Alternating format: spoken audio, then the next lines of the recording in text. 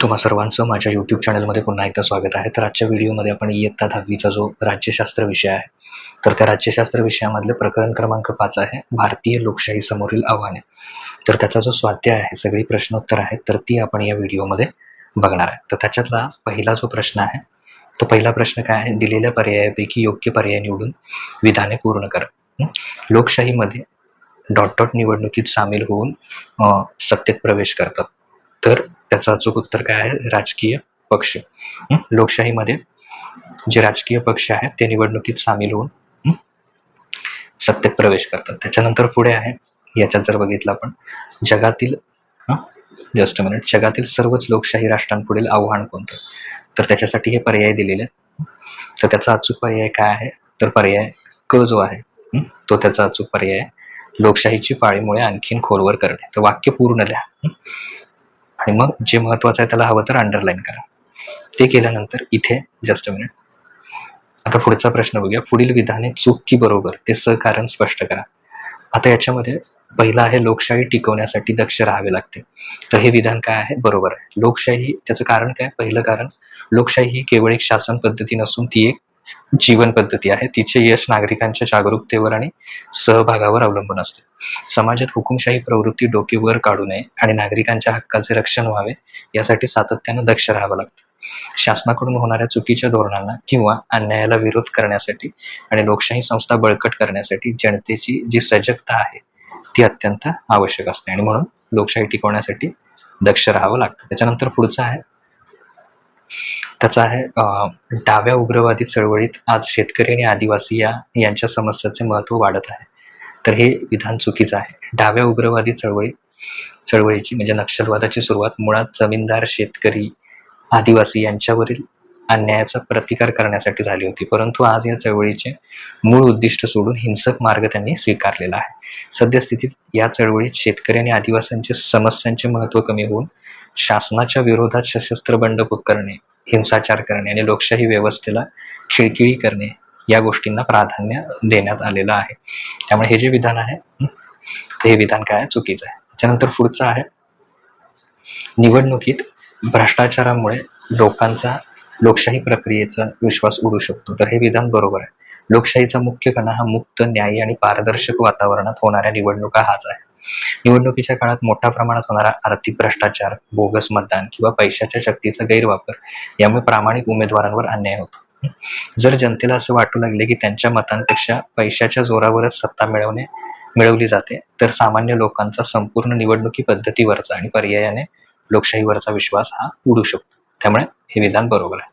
त्याच्यानंतर पुढचा आहे, पुढचा जो आहे तो संकल्पना स्पष्ट करा असा प्रश्न आहे. तर याच्यामध्ये पहिला आहे, संकल्पना स्पष्ट करामध्ये, डावे उग्रवादी, जमीनदार, व्यापारी, शासनाकडून होणाऱ्या आर्थिक व सामाजिक शोषणाविरुद्ध शस्त्र हाती घेऊन बंड पुकारणाऱ्या विचारसरणीला डावे उग्रवादी किंवा नक्षलवादी म्हणतात. याची पार्श्वभूमी काय आहे, सुरुवात कुठून झाली याची, तर पश्चिम बंगालमधील नक्षलीबार भागातील गरीब शेतकरी आणि आदिवासी यांनी आपल्या हक्कांसाठी चळवळ सुरू केली. सुरुवातीला हा लढा जमीनदारांच्या अन्यायाविरुद्ध होता. आता सध्याची स्थिती काय आहे, कालांतराने ही चळवळ आपल्या मूळ ध्येयापासून भरकटली. लोकशाही मार्गाने समस्या सोडवण्याऐवजी शासनाचा विरोध करणे, हिंसक मार्गाचा वापर करणे, पोलीस व लष्करावर हल्ले करणे ही डाव्या उग्रवादीची प्रमुख वैशिष्ट्ये बनली. आजही भारताच्या अंतर्गत सुरक्षेपुढील व लोकशाही पुढील ही एक मुख्य समस्या आहे, मोठी समस्या आहे. दुसरा आहे भ्रष्टाचार. याच्यावर टिपा लिहायच्या आहेत. तर स्वतःच्या खाजगी फायद्यासाठी किंवा स्वार्थासाठी कायदेशीर आणि नैतिक नियमांचं उल्लंघन करून सार्वजनिक पद, पैसा आणि सत्तेचा गैरवापर करणे म्हणजे भ्रष्टाचार. याचं स्वरूप काय असतं, राजकीय आणि प्रशासकीय पातळीवर होणारा आर्थिक गैरव्यवहार असेल, लाचलुचपत असेल, नातलगशाही असेल, घराणेशाही, निवडणुकीच्या काळात पैशाचा आणि शक्तीचा अयोग्य वापर, या सगळ्या गोष्टी भ्रष्टाचारामध्ये मोडतात. तर त्याचा लोकशाहीवरील परिणाम काय होतो, भ्रष्टाचारामुळे संपूर्ण राजकीय आणि प्रशासकीय व्यवस्थेची कार्यक्षमता कमी होते, जनतेचा शासकीय यंत्रणेवरील आणि लोकशाही प्रक्रियेवरील विश्वास उडू लागतो, तसेच विकासात्मक कामांचा दर्जा खालवतो आणि गोरगरिबांपर्यंत सरकारी योजनेचे फायदे पोचत नाही. लोकशाही बळकट करण्यासाठी भ्रष्टाचार रोखणं ही अत्यंत महत्वाची गरज आहे. त्याच्यानंतर पुढचा आहे प्रश्न क्रमांक 4. प्रश्न क्रमांक 4 मध्ये जे आहे ते खालील प्रश्नांची थोडक्यात उत्तरे द्या. त्यातला पहिला आहे, भारतात लोकशाहीच्या यशासाठी कोणत्या बाबी आवश्यक आहेत? तर पहिलं आहे सजग आणि जागरूक नागरिक. लोकशाहीच्या यशासाठी नागरिक राजकीयदृष्ट्या जागरूक असणं अत्यंत आवश्यक आहे.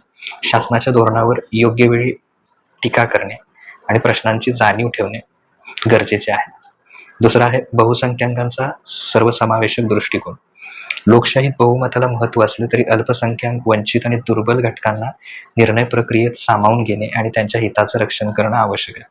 न्यायालयाची भूमिका आणि कायद्याचे राज. नागरिकांच्या मूलभूत हक्काचे रक्षण करण्यासाठी आणि संविधानाची मूल्ये टिकवण्यासाठी स्वतंत्र आणि निष्पक्ष न्यायव्यवस्था महत्त्वाची आहे. नागरिकांचा सहभाग. केवळ मतदानापुरते मर्यादित न राहता नागरिकांनी सार्वजनिक कामांमध्ये स्थानिक स्वराज्यांच्या निर्णय प्रक्रियेत सक्रिय सहभाग घेतला पाहिजे.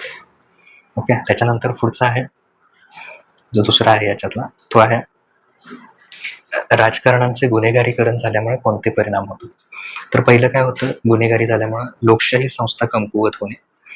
गुन्हेगारी पार्श्वभूमीचे लोक सत्तेवर आल्यामुळे लोकशाही संस्थांची स्वायत्तता, पारदर्शकता आणि विश्वासार्हता धोक्यात येते. हिंसाचाराचा वापर. निवडणुकीच्या काळात आणि राजकीय कारभारात पैशांचा आणि बाहुबलाचा म्हणजे शारीरिक शक्तीचा सर्रास वापर वाढतो, ज्यामुळे प्रामाणिक उमेदवारांना संधी मिळत नाही. भ्रष्टाचार आणि असुरक्षितता. गुन्हेगारी प्रवृत्तीमुळे प्रशासकीय पातळीवर मोठ्या प्रमाणात भ्रष्टाचार वाढतो आणि सर्वसामान्य नागरिकांमध्ये भीती आणि असुरक्षिततेचे वातावरण निर्माण होते. कायद्याच्या राज्याला धक्का. कायद्याचे रक्षण करणाऱ्या संस्थांवर गुन्हेगारांचा दबाव वाढल्यामुळे सामान्य जनतेला न्याय मिळणे कठीण होते. ओके, त्याच्यानंतर पुढे राजकीय पारदर्शक होण्यासाठी कोणते प्रयत्न केले जातात. तर पहिला आहे माहितीचा अधिकार. राजकीय प्रक्रिया पारदर्शक होण्यासाठी कोणकोणते प्रयत्न केलेले आहेत. पहिला आहे माहितीचा अधिकार, RTI. नागरिकांना शासनाच्या कारभाराची माहिती मिळावी व पारदर्शकता यावी यासाठी माहितीचा अधिकार कायदा लागू करण्यात आलेला आहे. निवडणूक सुधारणा. निवडणूक आयोगाने उमेदवारांसाठी अर्ज भरताना स्वतःची मालमत्ता, शैक्षणिक पात्रता आणि गुन्हेगारी पार्श्वभूमी असेल तर ती जाहीर करणं कायदेशीररित्या बंधनकारक आहे. भ्रष्टाचार विरोधी कायदे. राजकीय आणि प्रशासकीय क्षेत्रातील भ्रष्टाचार रोखण्यासाठी लोकपाल, लोक आयुक्त यांसारखी स्वायत्त संस्था स्थापन करण्यात आलेली आहे. त्याच्यानंतर पुढे डिजिटलायझेशनचा वापर. निवडणूक प्रक्रियेत EVM, VVPAT याचा वापर तसेच शासकीय कामांमध्ये ऑनलाईन प्रणालीचा वापर केल्यामुळे मानवी हस्तक्षेप कमी होऊन पारदर्शकता वाढवण्यास मदत झाली आहे. तर हे सगळी जी प्रश्न उत्तर आहेत तर ती आपण आताच्या या व्हिडिओमध्ये सगळ्या प्रश्नांची उत्तरं बघितलेली आहेत. तर पुढील व्हिडिओमध्ये आपण आता आपले इतिहासाचे पण 9 प्रकरणं झालेली आहेत आणि राज्यशास्त्राचे सुद्धा 5 प्रकरणं झालेली आहेत. त्याचे पुढचे विषय आहेत भूगोल असेल, विज्ञान असेल, तर त्याचे स्वाध्याय आता आपण सुरू करूया. Okay, thank you.